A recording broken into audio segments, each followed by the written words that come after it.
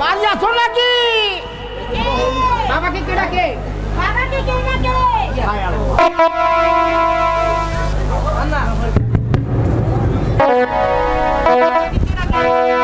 বাবাকে কে ডাকে?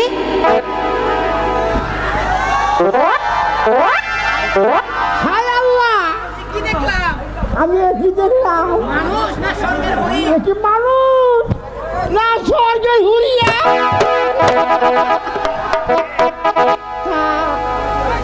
তুমি কে? হাদিস নিয়ে কি হয়? হাদিস নিয়ে তোমার কি হয়? চেয়ার অভাব নাই। তোমার তো আগে কখনো দেখিনি। ওই, তাকে তোমার বিয়ে মহিলার হয়েছে? প্রস্থান আইলে জি না, এখনো বিয়ে হয়নি। এখনো বিয়ে হয়নি। তোমার বাবা কোথায়? কোথায় যে গেল কিচ্ছু বলে যায়নি। তা কি জন্য বাবার কাছে এসেছেন? আপনাকে তো ঠিক চিনতে পারলাম না। আমাকে আমাকে চিনতে পারলে না?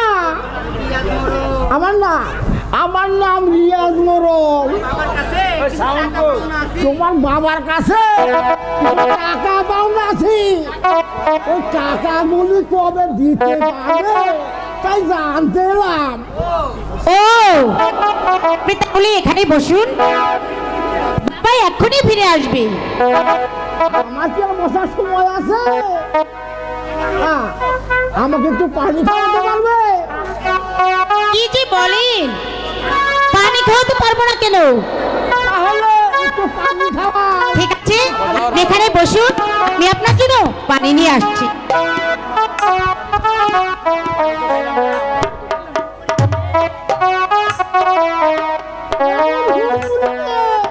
ওই হাবিজের ঘরে তা তো আমি আগে জানতাম না। লোক ধরিয়ে দিল। এই যুদ্ধ বয়সে মনে লোভ ধরিয়ে দিল। এই মেয়েকে আমার ঘরে নিব। আমি যেভাবে পারি ওকে ওকে আমার স্ত্রী বানাতেই হবে। যাতে যদি আমার 200,000 টাকা ব্যয় করতে হয় আমি তা করব। মেয়ে নয়, এগুলো হচ্ছে হুর বলি। এই নিন আপনার পানি। হ্যালো,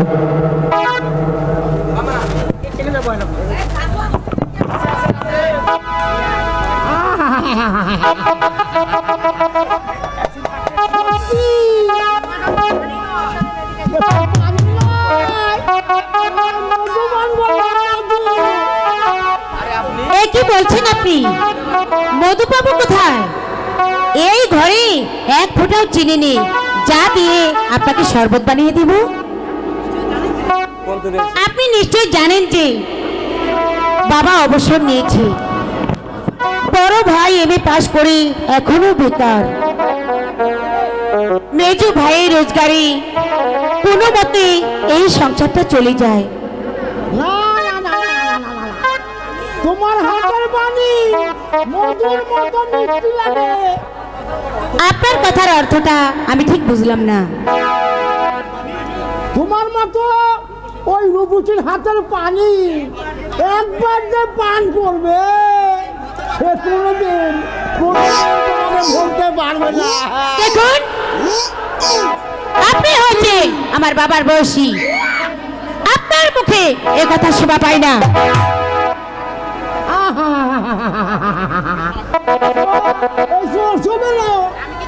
আমি কি তোমাকে খারাপ কিছু বলেছি? আপনি এখন আসতে পারেন। বাবা বাড়িতে আসলে আপনার সঙ্গে দেখা করতে আমি পাঠিয়ে দেব।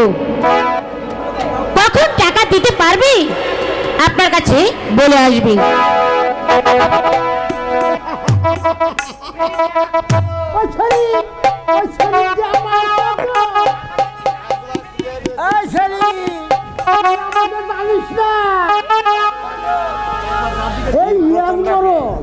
একবার যার দিকে টাকা তাকে তো না পেয়ে ছাড়ে না।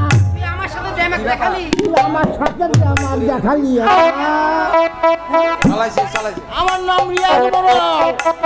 আমি তোদের যে হবে বাড়ি আমার সঞ্চয় নিতে যত টাকা আমি ব্যয় করব।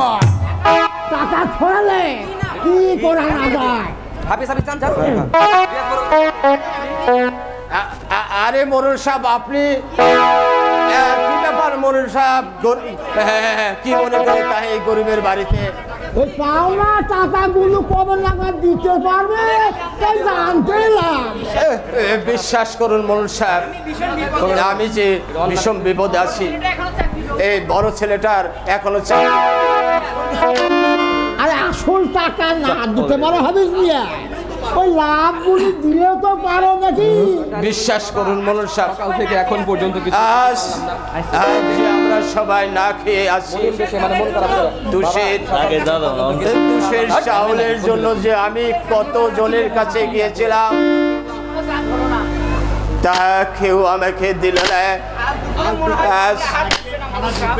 আজ দুপুরে মনে হয় আমাদের অনাহারেই থাকতে হবে মোরল সাহেব।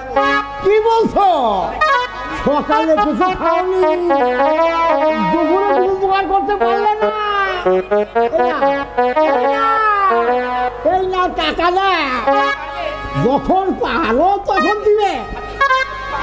পাওনা পাওনা টাকাটাই আমি দিতে পারছি না তারপরেও আপনি আমাকে টাকা দিলে দেখো হাবিস মিয়া, মানুষ আমাকে যত কিছু বলুক না কেন আমি মানুষের ওই দুঃখ সহ্য করতে পারি না।